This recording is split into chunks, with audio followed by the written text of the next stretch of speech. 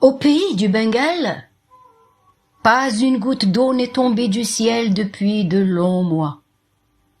Les 2 moussons tant attendus ne sont pas arrivés. Tout était sec. Fleuves, lacs, faune et flore, et des animaux mouraient de faim et de soif.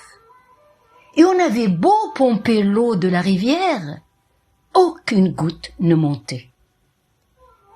Et dans ce paysage de sécheresse, une femme, Safina, se démenait à trouver solution aux animaux de la savane qui risquaient tous de périr. Ma savane vidée de ses habitants? Jamais, jamais tant qu'il me reste un souffle de vie, se disait-elle. Alors, pioche aux mains et avec toute la force de son désespoir, elle commença à creuser une retenue d'eau. La voyons faire, des hommes la taquinaient. « Mère Safina, mais avec quoi vas-tu remplir ce trou? Avec du sable? »« Mais avec de l'eau, pardi, » leur répondait-elle. Elle creusait sans s'arrêter jusqu'au coucher du soleil. Puis des femmes, l'une après l'autre, l'ont rejointe. Elles piochaient, elles aussi, en chantant. Pluie de la mousson, fille de l'océan, arrosez nos terres, épanchez la terre.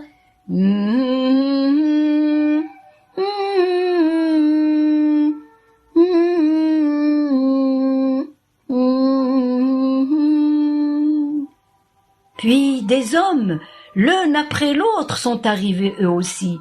Ils ont retroussé leurs manches et en quelques jours, le trou est devenu un immense réservoir. Sans plus attendre, Safina attacha de grands jerrycans à l'arrière de son tricycle et partit à la recherche de points d'eau. Elle fit des kilomètres et revint vider sa précieuse charge dans le grand réservoir. Ces allées et venues irritaient quelques-uns, mais avaient fait réagir d'autres.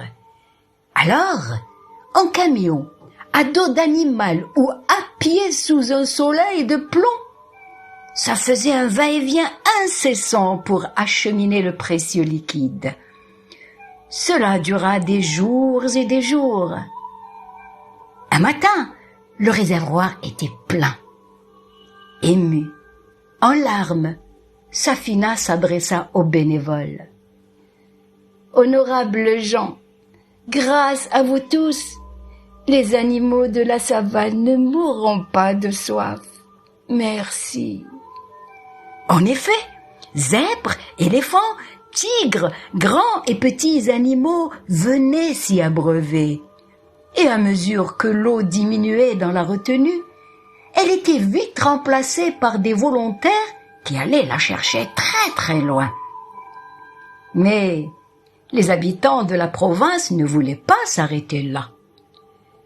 Et si on creusait des réserves d'eau en prévision des prochaines pluies, nous aurons réglé un grand problème, non? Sans plus attendre, armés de leur détermination, ils se sont tous mis au travail. Ils remuaient le sol, creusaient, battaient la terre. Puis des animaux se sont joints à eux. Ils remuaient la terre eux aussi, donnaient coups de patte, de trompe, de cornes. Bêtes et hommes s'étaient unis pour le combat pacifique de l'eau, et Safina n'était plus seule à la tâche. La sécheresse peut frapper n'importe quand, n'importe où. Alors, soyons solidaires entre nous, recueillons la moindre goutte bénie qui tombera du ciel, dit un très très vieil homme. Le ciel l'entendit, car la mousson arriva enfin avec ses premières pluies, au grand bonheur des hommes et des animaux de la savane, qui hurlaient d'allégresse. Il a plu sans discontinuer sans dégâts aucun pendant des semaines. Nappes phréatiques, puis cours d'eau étaient remplis à niveau. Grâce à l'entraide et à la solidarité de tous, cette région du Bengale n'a pas manqué d'eau durant des mois. Chacun d'eux avait fait sa part.